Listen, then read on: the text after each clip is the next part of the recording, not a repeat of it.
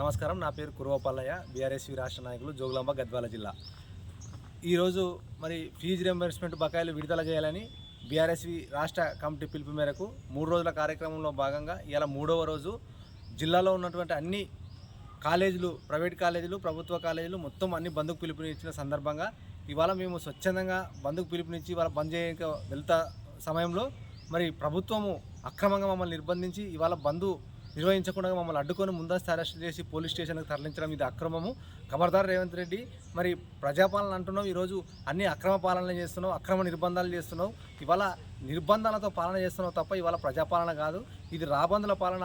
మరి ఈరోజు రాష్ట్రంలో దాదాపు మరి ప్రైవేటు కాలేజీలలో చదువుతున్న విద్యార్థులకు కానీ, ఇటు యూనివర్సిటీలో చదువుతున్నటువంటి విద్యార్థులకు కానీ, ఇటు ప్రభుత్వ కాలేజీలో చదువుతున్న విద్యార్థులకు కూడా కోర్సు ఫీజులు కానీ వాళ్ళ ఫీజు రియంబర్స్మెంట్ దాదాపు ఈ రాష్ట్రంలో మరి 15 లక్షల మంది విద్యార్థులకు 10,000 కోట్లకు పైగా మరి ఫీజు రియంబర్స్మెంట్ బకాయిలు ఉన్నాయి. మీ ప్రభుత్వం వచ్చి ఇవాళ 2.5 సంవత్సరాలు అయింది. నువ్వు ఆ రోజు విద్యార్థులకు, నిరుద్యోగులకు కళ్ళబల్లి మాటలు చెప్పి నమ్మబలికి మోసపూరితమైన హామీలు ఇచ్చి ఇలా ఒక్క హామీ కూడా నెరవేర్చలేవు.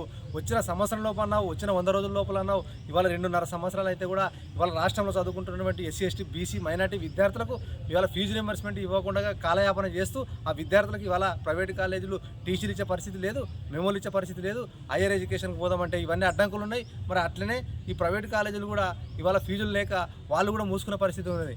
అంటే ఇవాళ ప్రభుత్వం, కాంగ్రెస్ ప్రభుత్వం అంటే ఇది కరడుగట్టిన ప్రభుత్వము.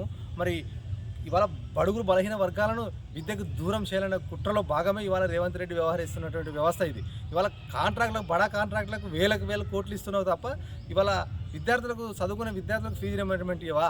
ఇవాళ గురుకుల చదువుతున్న వాళ్ళు విద్యార్థులకు మంచి మౌలిక సదుపాయాలు, మంచి భోజనం పెట్టడానికి చేత కాదా? మరి చూస్తూ ఉన్నాం ఇవాళ నిరుద్యోగులకు కూడా ఈ రాష్ట్రంలో నేను వచ్చిన 100 రోజుల లోపలనే 2 లక్షల ఉద్యోగాలు పూర్తి చేస్తా అని చెప్పినావు. మరి అది ఏమైంది హామీ అని ఇవాళ నిరుద్యోగులు కూడా అడుగుతూ ఉన్నారు, ప్రశ్నిస్తూ ఉన్నారు. ఇవాళ నిరుద్యోగ భృతి అని చెప్పినావు 4,000, మరి నిరుద్యోగులకు ఇంతవరకు ఎవరికి కూడా 4,000 ఇవ్వలేదు. అట్లనే చదువుకునే విద్యార్థులకు స్కూటీలు ఇస్తా అని చెప్పినావు, ఇవాళ స్కూటీని లేదు, ఏమి లేదు. మరి నువ్వు 2.5 సంవత్సరాల్లో చేసినటువంటి జాబులు ఏంటంటే కేవలం 16,978 పోస్టే తప్ప ఇవాళ నువ్వు ఏమి 50,000 లేదు, 60,000 లేదు. మందికి పుట్టిన బిడ్డ మా బిడ్డ అని చెప్పుకుంటున్నావు. గత ప్రభుత్వంలో ఇచ్చిన నోటిఫికేషన్ రిజల్ట్ని ఆపి నియామక పత్రాలు ఇచ్చినావు తప్ప ఇవాళ నువ్వు పెట్టిన నోటిఫికేషన్ కాదు. అది చెప్పింది కూడా సాక్షాత్ అసెంబ్లీలో స్పీకర్ గారే మరి అఫీషియల్గా చెప్పడం జరిగింది.